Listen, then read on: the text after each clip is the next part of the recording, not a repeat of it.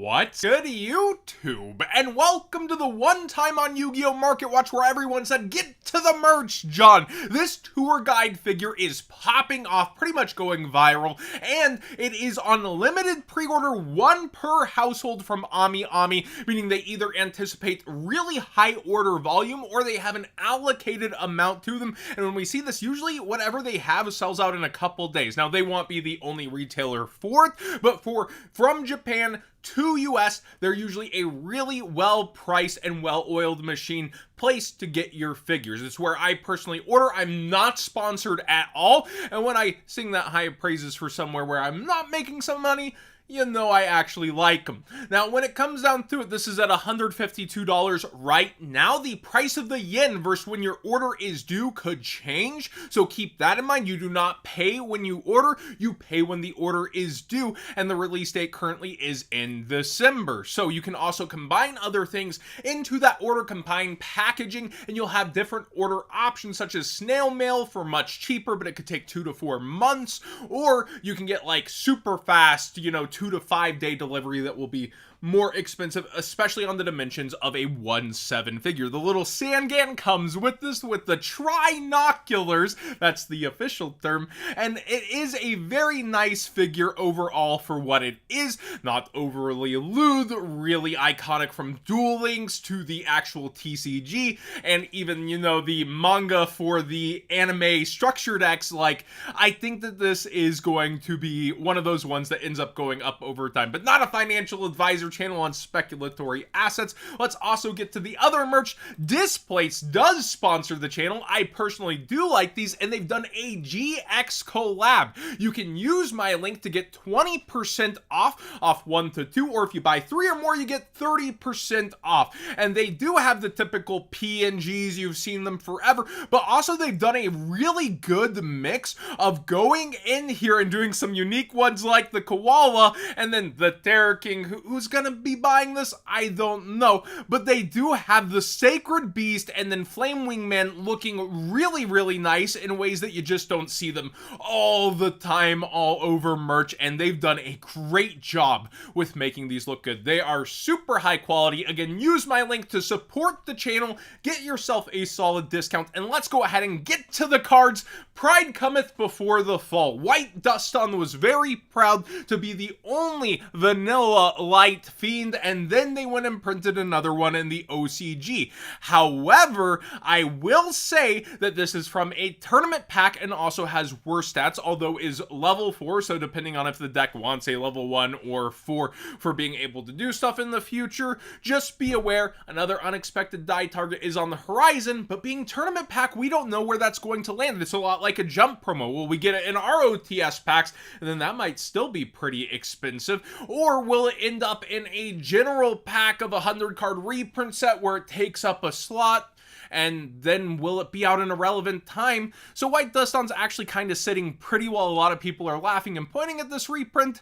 Timing will be also important with it. Also over on Yu-Gi-Oh! Organization, yeah, I have all these ads on here, gotta support the boys.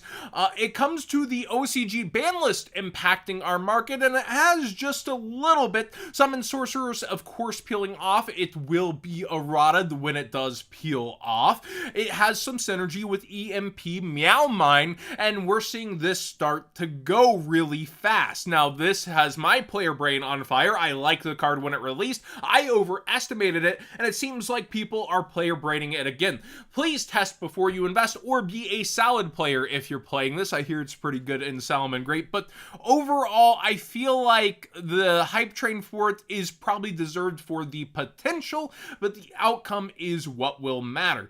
SP Little Knight went to 2, and it's been free falling for a bit here heading towards Banlist season. I don't see it being a hit on our list. They have products to sell here in the TCG, and ours revolves around money a lot, but going to 2 is an okay balance, but that wouldn't really matter all that much when it comes down to this card. Again, a lot of people are waiting to see what they're playing for the WCQ and moving these in the meantime, and they're still above 100 for the most part, but some are moving for a good amount under that. Vanity's Emptiness also has some secret rare movement. I don't think this is Banlist Copium. I think this is probably more past format stuff, as it's been on a steady climb for a while. I don't think this is our typical Banlist season by, personally. But let me know what you think. I definitely think it's people trying to lab more so around those different formats, especially with Time Wizard being such a huge thing.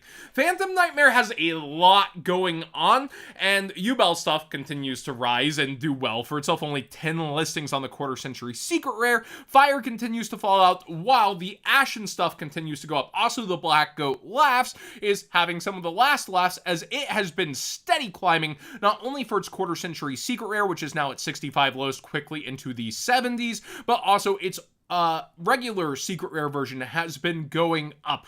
The Awakening of Eidos, again, anything around Ashen, it's been going up for the quarter century secret rares. And I think I have this in a separate tab later, but Metamorphosis has been going down a good amount. We talked about its initial spike and then it going down, so we'll talk about that more later. But yeah, Yubel is going pretty well.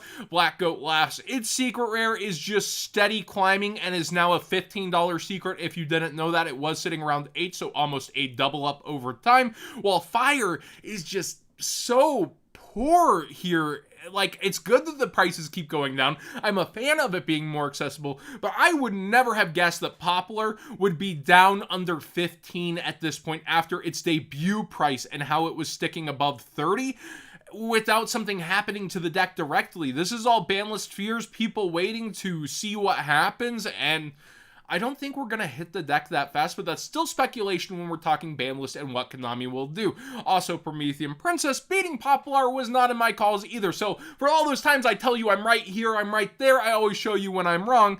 Yeah, Princess with the waifu tax and being able to be in more decks is still sitting prettier than Popular at this point.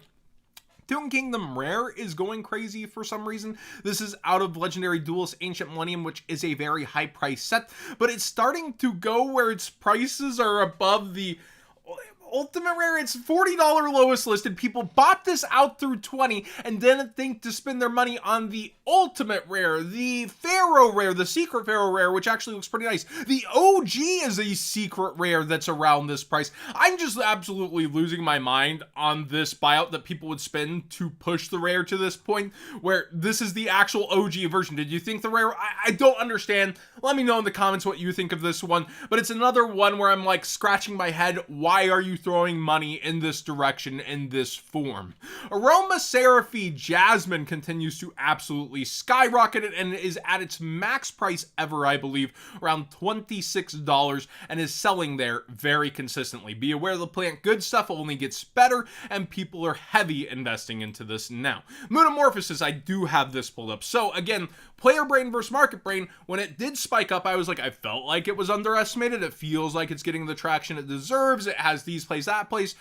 No, it just flops back down, and this is what happens sometimes. Sometimes the buyout doesn't go, sometimes the stampede doesn't happen, and sometimes the player brain does not reward the market brain. I, as a vendor, fell into many of those pitfalls and still would today. Personally, I would have stocked up on this as early as I could, and I probably still would be at 20, but like, I might never see my money back. So be aware, that's what happens sometimes with the market. And finally, Battles of Legend. This set has been performing in terms of the secondary market and its cards, but listings are starting to pile up, and the sealed is starting to come down in an interesting twist. Like, look at this, $79, $80, 6 available. These are above $15, I think now. They are $16 about MSRP, meaning at this price, they're selling at a loss despite they're selling relatively well.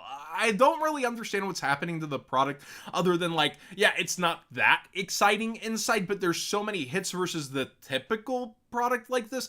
I feel like people are burning and turning too early to pour into other product. The Megatins are here. Tier 0 should have those up if you want to use code WhatsGood5 for 5% off and support the channel directly, but I wouldn't buy those until we know more about the tins, at least till we see the outside. There's not enough for me there just with the Alter Art Dark Magician, Girl Dark Magician. I feel like we've heard this story before, specifically with the tins, but this time it's better. I still would wait just a little bit and see a little bit more for the tins for pre-ordering, but this product specifically, I feel like will age well and has so much good going inside it, mid to good, in fact, so that middle range should actually age well as well.